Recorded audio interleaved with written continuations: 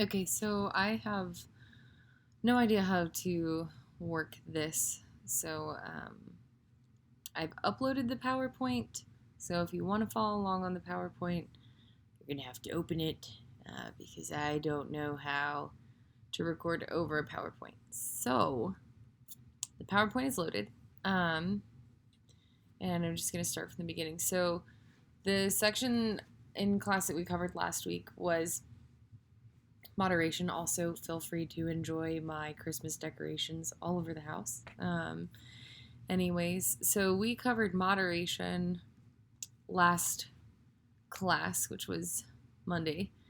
And, oh, dang it, you can't see my cool models. Hang on, let me email this to that's what I'm going to do. I'm going to email this to myself, and then I'm going to show you on the other computer. So, give me just 1 second. This is why it's important to have multiple laptops. Send.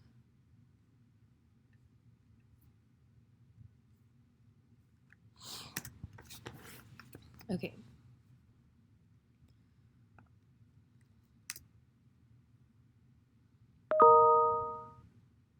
There's my PowerPoint.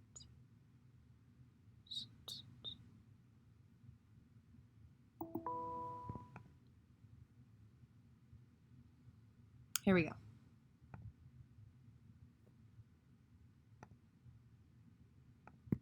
Okay. I'm gonna turn. I think what we're gonna do. You can see more of my Christmas decorations. Ow! This is a train wreck. Please don't take points off. Okay. Okay, so moderation. So we talked about moderation on Monday. So what is a moderator? A moderator is a variable that changes the impact of one variable on another. And you really can't see. There we go. You still can't see my screen. Okay, there it is. So it's a variable that changes the impact of one variable on another. So you have your predictor with a linear causal relationship onto your outcome, and then you have the moderator that changes the relationship between those variables, which can also, I read, is also like a third variable effect or whatever. Okay, so then we have, let me try to hold this still. There we go, there's the setup. Okay, so what is a moderator continued? A moderator can be a qualitative or a quantitative variable, right? So you can have a quantitative variable like sex or age. Then you can have something more quantitative, such as something from a measure or something like that. So you can have either or. It doesn't necessarily, you're not limited to whether it can be a qualitative variable or a quantitative one. So it affects the strength and or the direction of the relationship between the predictor and an outcome. And it is a third variable that affects the zero order correlation between the other two variables. So that's what a moderator is. Now, there's the logical question of what is moderation. So it's when the magnitude of the relationship between two variables is changed by including a moderator in the model. So by adding the moderator into the model when you build it, it changes the magnitude of the relationship between the predictor and the outcome variable. So, and it's specified in the same way as multiple regression. And Christy went over this really in depth in class, but basically the only difference between this and a multiple regression is that you have to compute an interaction term. So in your syntax, you write, predictors, you identify your predictors as the predictor variables, obviously, the moderating variable, and then you compute the interaction term, which is just the product between the two. So a good example of moderation I found was by these authors. I'm not even going to try to pronounce their last names.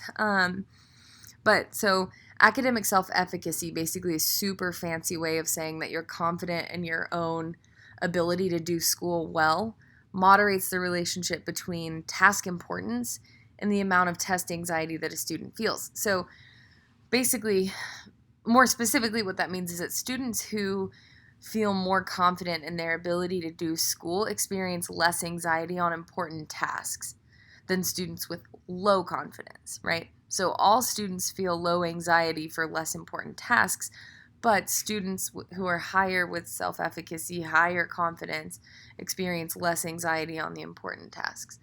And so therefore self-efficacy is the moderator because it interacts with task importance. Sorry, I made a typo, and creates a different effect on test anxiety at different levels of task importance. So that's why it's the moderator. It has that unique relationship and creates a different effect on anxiety at different levels of task importance. Oh, sorry. Okay. Testing a moderator hypothesis. So this is basically just what a more specific form of the model than the one that we initially looked at. So you have where's my mouse? There we go. So you have your predictor here, obviously predicting the outcome. You have your moderator predicting the outcome. And then you have the product of the predictor and the moderator also predicting the outcome. And that allows you to see not only the relationship with the predictor, but it allows you to see the different relationships that it has once that moderating variable has been included into the model, which is pretty neat. So steps to conduct a moderation analysis. First of all, you need to have a well-defined theory. You need to be able to stay grounded in theory as to why you would anticipate a moderation effect, and therefore why you would need the moderating model instead of just some other type of model. Christy addressed all of these already, but you need to make sure that you have sufficient power. It takes quite a bit of power to do these types of analyses, and a lot of the times we're underpowered anyways. So make sure you have sufficient power before you waste all of your time doing it. Next, you need to recode your categorical variables, and Christy went over the different types of recoding that you can do. So you can do dummy coding, you can do effects coding. There's different ways in which you can code categorical variables depending on the way in which you just want to interpret it, because largely it's not going to change the outcomes, right? It's not going to change the output. It's just going to change the way you interpret it. So I prefer effects coding, and that's just me. So then you need to transform predictor and moderator variables by transforming them into standardized z-scores. And Christy went over that on how to do that, so I didn't deem it necessary to go over it again.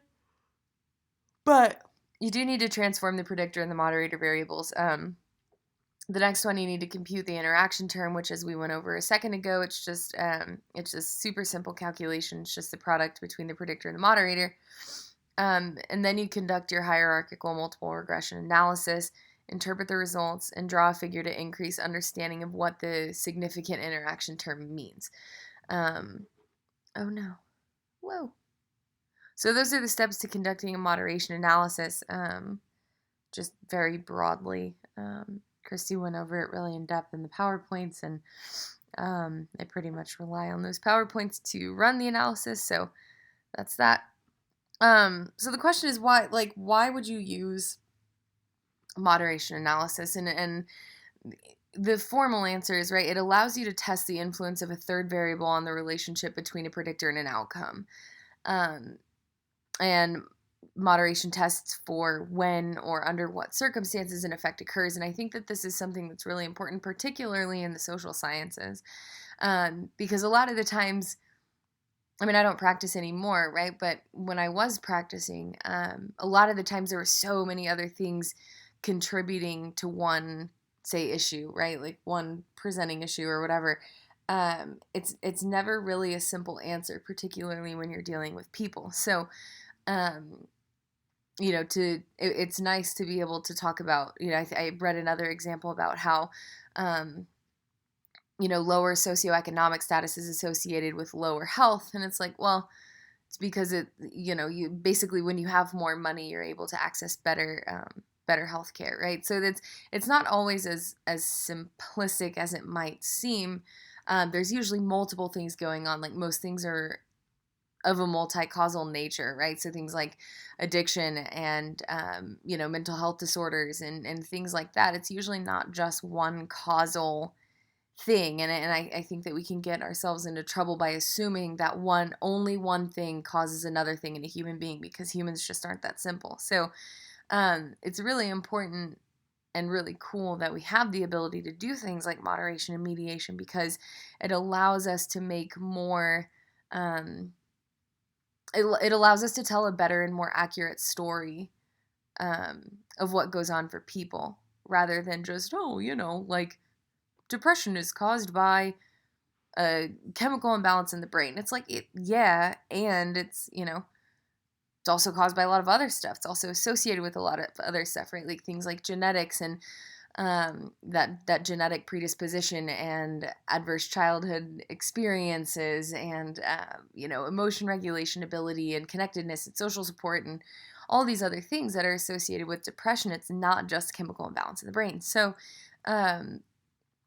anyways, super long tangent on basically it's really important to remember that a lot of the times there are going to be multiple things that influence what we're looking at. And moderation is just one of the ways in which we can account for one more thing to maybe better explain what's going on in the hypothesized model that we see. Other than that, I don't really have anything else.